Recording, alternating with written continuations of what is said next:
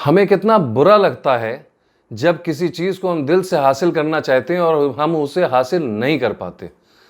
और अगर ये चीज़ें हमारी बेसिक नेसेसिटीज़ से जुड़ी हों, जैसे कि तन ढकने के लिए कपड़े, सर छुपाने के लिए छत या पेट भरने के लिए रोटी, तो हम ये सोचने पे मजबूर हो जाते हैं कि ये चीज़ें हमारे साथ ही क्यों हो रही हैं। ये सारी चीज़ें हमारी ज़िंदगी के लिए बेहद ज़रूरी हैं, मगर इन चीज़ों को हासिल करने के लिए हमारे जेब में रुपया पैसा होना बहुत ज़रूरी है। अगर हमारे जेब में पैसा नहीं है तो हम ये चीज़ें हासिल नहीं कर पाते। नमस्कार दोस्तों, डीएनपी इंडिया में आपका एक बार फिर स्वागत है। उम्मीद करता हूँ आप सब अपने यहाँ सुरक्षित होंगे और खैरियत से होंगे। मैं हूँ आपका होस्ट और दोस्त मेहदी और आप देख रहे हैं अपना मनपसंद शो हम तुम विद मेहदी। दोस्तों, आज जिस टॉपिक पे मैं आपसे बात करने जा रहा हूँ वो गरीबी का टॉपिक है, यानी कि पॉवर्टी का टॉपिक है। क्या गरीबी एक अभिशाप है? इज़ पॉवर्टी अ कर्स? दोस्तों, गरीब होने की कई वजूहात हो सकते हैं। उसमें से कुछ चीज़ें इस तरह से हैं, जैसे आसमान छूते हुए प्राइसेस, लैक ऑफ एजुकेशन, तेज़ी से बढ़ती हुई आबादी, low agricultural produce, less utilization of resources, बेरोज़गारी, कुछ पॉलिटिकल और सोशल फैक्टर्स जैसे कि caste system, lack of awareness, unequal distribution of wealth, देश की बदलती इकोनॉमिक हालात और कुछ हद तक करप्शन। आइए आगे बढ़ने से पहले गरीबी की स्टैटिस्टिक्स पर एक नज़र डालते हैं। ग्लोबल एमपीआई 2018 रिपोर्ट, जो कि यूनाइटेड नेशंस डेवलपमेंट प्रोग्राम यानी कि यूएनडीपी और Oxford poverty and human development initiative ने प्रिपेयर की है, उसके अनुसार इंडिया में पॉवर्टी रेट यानी गरीबी दरों में काफ़ी कमी आई है। पिछले 10 सालों में, यानी कि 2005 और 2006 के मुकाबले में 2015 और 2016 में 271 मिलियन लोग पॉवर्टी यानी गरीबी की रेखा से ऊपर उठे थे। मगर हिंदुस्तान में 2015-16 में भी 364 मिलियन लोग गरीबी रेखा के नीचे थे। और ये हम आपको बता दें कि ये फिगर्स दुनिया में सबसे ज़्यादा हैं, यानी हमारे यहाँ सबसे ज़्यादा गरीब लोग हैं। 2005-06 में 635 मिलियन लोग गरीबी रेखा से नीचे थे। रंगराजन कमेटी की रिपोर्ट के अनुसार न्यू पॉवर्टी लाइन डेफिनेशन के हिसाब से जो लोग 32 रुपये रूरल एरियाज़ में और 47 रुपये अर्बन एरियाज़ में रोज़ स्पेंड करने में की हैसियत रखते हैं, उन्हें हम पॉवर्टी लाइन के नीचे नहीं मानते। ये फिगर्स पहले 27 रुपये रूरल बेल्ट में और 33 रुपये अर्बन बेल्ट में हुआ करती थी। गरीबी शायद दुनिया की सबसे गंभीर समस्याओं में से एक होगी। ऐसा नहीं है कि सरकार और सिविल सोसाइटी के लोग इससे छुटकारा पाने की कोशिश नहीं कर रहे।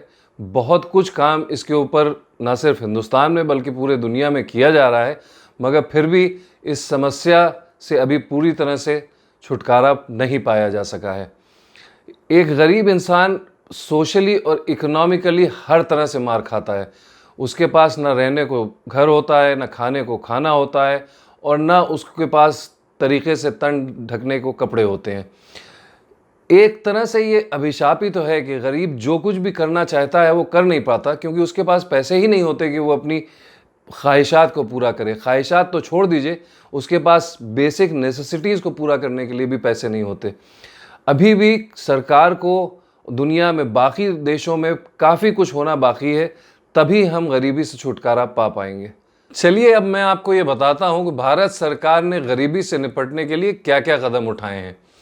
भारत में सोशल सिक्योरिटी के लिए नेशनल सोशल असिस्टेंस प्रोग्राम यानी कि एनएसएपी के तहत कई टारगेटेड पेंशन योजनाओं के माध्यम से बुजुर्गों सहित विकलांग वर्गों, बच्चों, महिलाओं और विधवाओं को कवर किया जा रहा है। रोजगार की सुरक्षा देते हुए भारत की रूरल आबादी को Mahatma Gandhi National Rural Employment Guarantee Act के तहत एक वर्ष में 100 दिन का गारंटीड रोजगार प्रदान किया जा रहा है। मनरेगा योजना के तहत अब तक 136 मिलियन जॉब कार्ड जारी किए जा चुके हैं। वैसे तो मनरेगा योजना गरीब आबादी वाले राज्यों के लिए बनाई गई थी, लेकिन इसका फ़ायदा उन राज्यों ने अधिक उठाया जहां सुशासन था। इन राज्यों ने मनरेगा का पैसा अधिक से अधिक खर्च किया, लेकिन गरीब आबादी वाले राज्यों को मनरेगा का फ़ायदा नहीं उठा पाए। ये बात centre for science and environment और डाउन टू अर्थ पत्रिका के वार्षिक प्रकाशन स्टेट ऑफ इंडियन एनवायरनमेंट 2021 के ग्रामीण विकास अध्याय में कही गई है। इस अध्याय में मनरेगा पर प्रकाशित आलेख बताता है कि कोविड-19 लॉकडाउन, जो कि अप्रैल से जुलाई 2020 के दौरान मनरेगा में काम पाने वाले लोगों की संख्या पिछले साल के मुकाबले 50% अधिक थी। लेकिन अति गरीब आबादी वाले 6 राज्यों जिसमें कि बिहार, छत्तीसगढ़, झारखंड, मध्य प्रदेश, उड़ीसा और उत्तर प्रदेश हैं, में ये संख्या और भी अधिक लगभग 81% थी। लॉकडाउन के दौरान जून 2020 में मनरेगा के तहत सबसे अधिक काम की मांग की गई। जून 2019 के मुकाबले 71% अधिक थी। लेकिन छत्तीसगढ़ को छोड़कर शेष 5 अति गरीब आबादी वाले राज्यों में काम की मांग का प्रतिशत काफ़ी अधिक था। उत्तर प्रदेश और बिहार में तो काम की मांग 200% से ज़्यादा थी। इसके बाद सभी लोगों को बेसिक मिनिमम सर्विसेज की जानकारी हो, इसके लिए कई योजनाओं की शुरुआत की गई है, जैसे कि प्रधानमंत्री जन धन योजना, सभी के लिए आवास योजना, प्रधानमंत्री जन आरोग्य योजना, आयुष्मान भारत, प्रधानमंत्री फसल बीमा योजना, राष्ट्रीय निःशुल्कता कार्यक्रम, राष्ट्रीय ग्रामीण और शहरी आजीविका मिशन। दोस्तों, गरीबी हमारे देश की एक बहुत बड़ी समस्या है, मगर इस बार मैं आपको इसका निष्कर्ष नहीं बताऊंगा।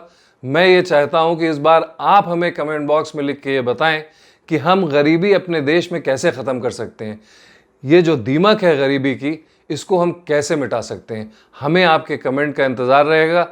प्लीज़, अगर आप इसमें कोई पॉजिटिव सजेशन देना चाहते हो तो हमें कमेंट बॉक्स में लिख के ज़रूर बताएं। दोस्तों, आपको हमारा आज का अगर ये वीडियो पसंद आया हो तो प्लीज़ इसे लाइक करें, शेयर करें, और अगर आपने अब तक हमारे चैनल को सब्सक्राइब ना किया हो तो प्लीज़ हमारे चैनल को सब्सक्राइब करें। मैं मेहदी आपसे विदा लेता हूँ। फिर मिलूँगा आपसे हम तुम विद मेहदी के अगले एपिसोड में। तब तक अपना ख्याल रखें। नमस्कार।